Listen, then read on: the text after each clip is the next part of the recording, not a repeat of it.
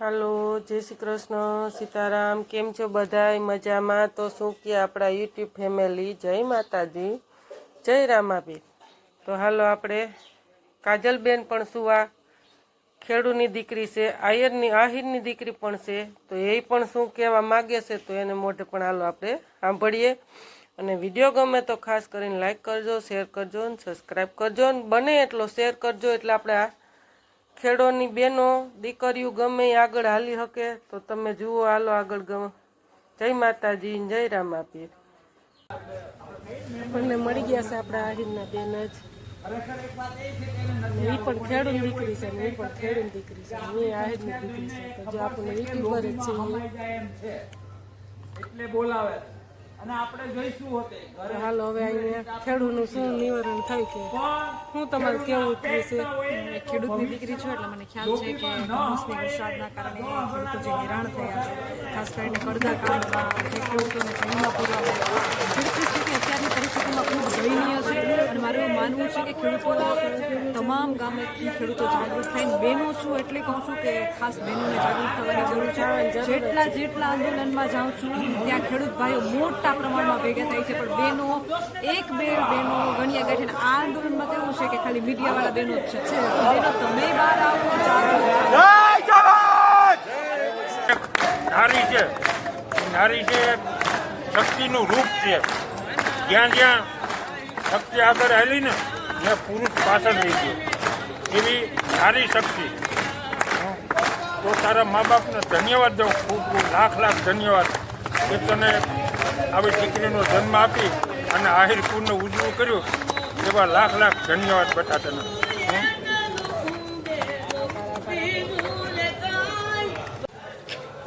ગોસ્વામી સાહેબ દ્વારા આજે જૂનાગઢ કલેક્ટર કચેરીએ આવેદનપત્ર અલ્ટિમેટમ આપવામાં આવ્યું છે. એમની 3 માંગને લઈને કેટલા બધા ખેડૂત ભાઈઓ ઉપસ્થિત થયા છે અને મહિલાઓ, ખાસ કરીને ખેડૂત મહિલાઓ ખૂબ ઓછા પ્રમાણમાં જોવા મળતી હોય છે. ત્યારે એક બહેન મારી સાથે ઉપસ્થિત છે અને એમના પિતા અહીં આવ્યા છે અને ખેડૂતની દીકરી છે. ખેડૂતોની આ 3 માંગને લઈને પરેશ ગોસ્વામી સાહેબે જે આંદોલન કર્યું છે એના વિશે શું કહેશો બેન, અને ક્યાંથી આવ્યા છો તમે? મારું નામ રશ્મિબેન પોલાભાઈ રાઠોડ છે અને હું દરસાલી ગામમાંથી આવી છું. અને આંદોલનમાં આજ 10/11/2025નું આંદોલન છે. હું અલ્ટિમેટમ દેવા આવી છું ખેડૂતોની સાથે, અને હું એક ખેડૂતની પુત્રી છું. તો ખેડૂતની પુત્રી છું એટલે હું વેદના જાણું છું કે કુદરતનો પણ એટલો માર અમને છે. અને અત્યારે સરકાર અમને 2 થી 2.5 કલાક અહીંયા અમને બેસાડ્યા છીએ અને ત્યાર પછી તે અલ્ટિમેટમ લેવામાં આવેલું છે. તો એ કંઈ સરકારની કાયદાકીય રીત ન કહેવાય, કારણ કે રીતનું એ કારણ છે કે જ્યારે એ વોટ માગવા આવ્યા હતા ત્યારે અમે તેમને વ્યવસ્થિત વોટ દઈ દીધો હતો અને અત્યારે અમને લબડાવે છે. તો એ કંઈ વ્યાજબી વાત ન કહેવાય. અને જે મોટા માણસો હોય, અધિકારી હોય, એનું કેમ અંદર ને અંદર મામલો પતી જાય છે ને અમારે કેમ ભીખ માગવી પડે છે? તો અમે શું ખેડૂત છે તો અમારો પણ અધિકાર છે ને. જેવી રીતના સરકારી માણસો હોય, બીજા કોઈ માણસો હોય, તો એવી રીતના અમારો પણ અધિકાર થાય છે ને. તો અમને કેમ અમારી સરકાર આ છે, સત્તા સરકાર છે, તો અમારો કહેવાનો અધિકાર છે, તો એ કેમ અમને ધ્યાનમાં નથી લેતી? અમારું જે હોય કોઈ વસ્તુ ખેડૂતોનું સાંભળતું જ નથી કોઈ વસ્તુ. ત્યારે અમને બહુ જ દુઃખ થાય છે, કારણ કે કુદરતે પણ માર દીધો છે અને આ સરકાર પણ અમને સાંભળતી નથી. અને બીજું મારું એ કહેવાનું છે કે આ આવેદન અલ્ટિમેટમ દેવા આવી છું ત્યારે પણ એ પણ કહું છું કે સરકાર આ મારો વિડીયો સાંભળે, મોદી સરકાર. અને બીજું એ કહું છું કે 35,000 રૂપિયા તો ઓછામાં ઓછો ભાવ હોવો જ જોઈએ મગફળીનો. ખાસ મારે એ પણ તમારી પાસેથી જાણવું છે કે જે રીતે તમે અહીં આવ્યા છો, ખેડૂત મહિલાઓ નથી આવતી. જ્યાં જ્યાં ખેડૂત આંદોલનો થાય ત્યાં મહિલાઓ નથી આવતી. તમે એક દીકરી છો, જાગૃત દીકરી છો ખેડૂતની, કે અહીં સુધી પહોંચ્યા છો. હું એક ખેડૂતની દીકરી છું. મને ખબર છે કે ગામડેથી નીકળવું અને અહીં સુધી પહોંચવું કેટલું અઘરું છે.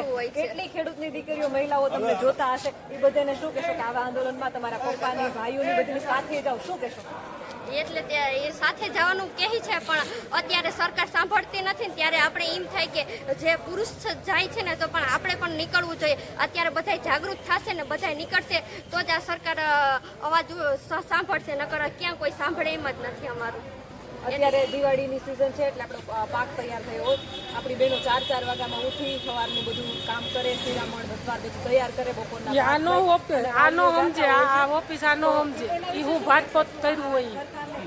ખેડૂત સમજે આ વેદના તો બહેનો બધી. બહુ જ મહેનત કરે છે, રાત દિવસ કામ કરે છે, રાત દિવસ કામ કરે છે, પછી ખેતરનું કામ કરવું, ઢોરનું કામ કરવું, પછી આપણે નાના બાળકો હોય, ભાઈના છોકરા ભત્રીજા એને ત્યાં કરી અને શાળાએ મોકલવા, ખેતીનું કરવું, બધાનું કરવું, ને છતાં અમે બધું મગફળીને બધું તૈયાર કરીએ તો બજારમાં વેચવા જઈએ તો કોઈ અમારો કિંમત કે માલ કિંમત નહીં. સવારે કેટલા વાગે ઉઠે તમારા મમ્મી ભાભી બધા?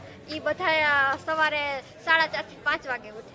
સવારમાં ભતવાર બનાવી, રોટલા બોટલા બનાવી, સવારે રોટલા બનાવીને 8 સાડા 8 થાય તો બસ શાક રોટલા બધું બનાવી અને તે પછી ખેતરના કામે જવાનું, પછી પાછો 1 વાગે આવવાનું અને 2 વાગે પાછું વર્ગી જવાનું, સાંજે 6:30 એ થઈ જાય દિયાથમાં અમારે છૂટવાનું. અને જે પુરુષ હોય ને એને તો દિવસ રાત ટાઈમ જ ન રહે, કેમ કે પાણી વાળું આ તે બધું નવરાત ન થાય. અને અત્યારે એવી ભીડ હશે કે જલ્દી કામ પતાવી દે તો શિયાળું પીસ લેવાય, હા. એટલે ઉતાવળે એટલી હશે. મજૂરી શું આવે છે? મજૂરી અત્યારે 600 રૂપિયા મજૂરી અત્યારે ચાલે છે ને વીડવાની 450 રૂપિયા ચાલે છે. ઢોરા રાખ્યા છે? હા, ઢોર રાખ્યા છે, 2 બળદ છે ને ગાય છે. બળદની વાત કરી છે ખાસ. બળદ અત્યારે કોઈ ખેડૂત રાખતા નથી, ટ્રેક્ટર આવી ગયા છે, તમે બળદ રાખ્યા છે એ સારી બાબત છે. અને તમારા પિતા સાથે આવ્યા છો તમે? હા, મારા પિતા સાથે આવી છું. તો મારા પપ્પાને ખેતીનો શોખ છે એટલે કે મારે બળદ રાખવા છે તો તેમને બળદ રાખ્યા છે, અને મને પણ શોખ છે કે બળદ રાખવા છે.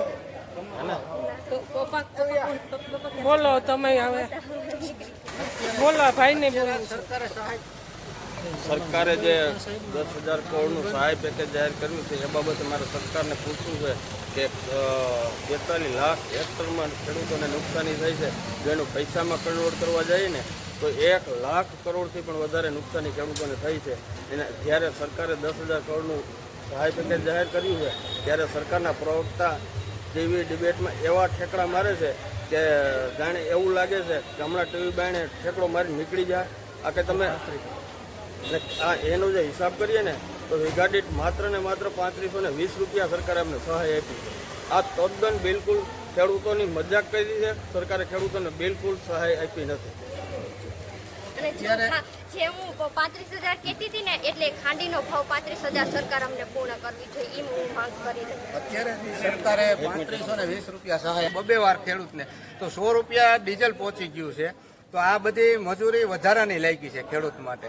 અને વધારામાં નુકસાન એ છે કે અત્યારે ખેડૂતને શિયાળુ પીકનું વાવેતર બધું થઈ ગયું હોય તો હજી ખેતર હમા નથી થયા, તો ખેતર હુકાશે પછી હમા થાય પછી પિયત કરશે તો ખેડૂત માટે શિયાળુ પીક પણ છે ને 50% જ ઉત્પાદન થવાનું છે. એ અત્યારે ખેડૂતને યાદ નથી. જ્યારે ઉત્પાદન થાય તો ખેડૂતને ખબર પડશે કે આ તો શિયાળુ પીક પણ આપણા માટે નુકસાની છે.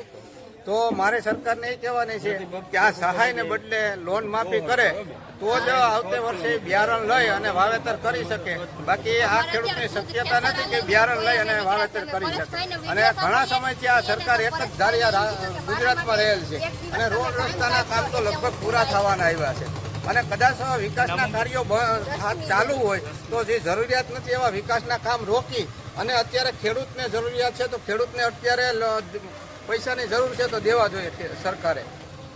જેમ ખેડૂતને વર્ષ નબળું જાય તો પોતાની જુવાન દીકરી કે દીકરો થયો હોય તો પોતે પોતાના દીકરીના અને દીકરાના લગ્ન પણ અટકાવી દે છે કે આ જ વર્ષે આપણે દીકરાના લગ્નની પૈસામાં પહોંચી શકાય એમ નથી. તો ખેડૂત અત્યારે પાયમાલ થયો છે તો પછી સરકાર કેમ વિકાસના કામ રોકી અને ખેડૂતની લોન માફ નથી કરતી. જય જવાન જય કિસાન. કેમેરામેન રાજેશ જોશી સાથે હું કાજલ સુવા, કલેક્ટર કચેરી, જૂનાગઢ.